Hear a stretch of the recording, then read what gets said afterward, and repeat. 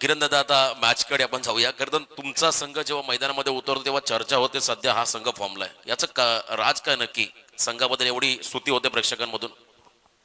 नक्कीच पण आमचा परफॉर्मन्स येत आहे तर आम्ही रोज सकाळी 6 वाजता प्रॅक्टिस असते, आमची वर्कआउट असतो.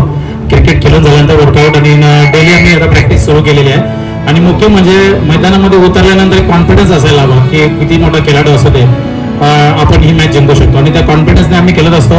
आता आयलेश आमचा टीममध्ये थोडा कमबॅक केला, मागच्या 2 मॅच नव्हता पण तो आल्यानंतर अजून आम्हाला ऊर्जा आलेली आहे. आणि खरंच आम्ही पोर्टुगल्समध्ये खेळायचं असेल ना तर तुम्हाला फिटनेसकडे लक्ष द्यायला लागेल. सर्व पोर्टुगल्स मी आता धावताना बघते पोर्टुगल्सचे खेळाडू बरेचसे पोर्टुगल्स आहेत त्यांना धावायला जमत नाही.